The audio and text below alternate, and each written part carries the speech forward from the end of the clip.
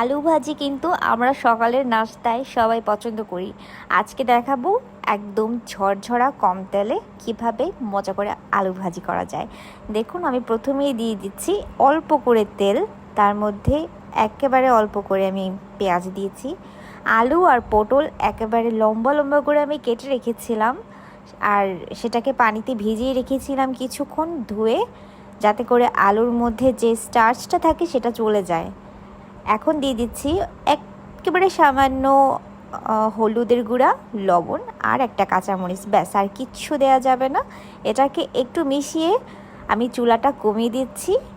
তারপরে এটাকে ঢাকনা দিয়ে ঢেকে রাখছি 5 মিনিটের মতো। 5 মিনিটের মধ্যে এটা সেদ্ধ হয়ে যাবে। আলু সেদ্ধ হতে খুবই কম সময় লাগে। এটা সেদ্ধ হয়ে গেছে, দেখতে পাচ্ছেন আপনারা। আর এখন এটাকে খুব ভালো মতো নেড়ে চেড়ে আমি আর ঢাকনা দিব না, যেহেতু এটা সিদ্ধ হয়ে গেছে।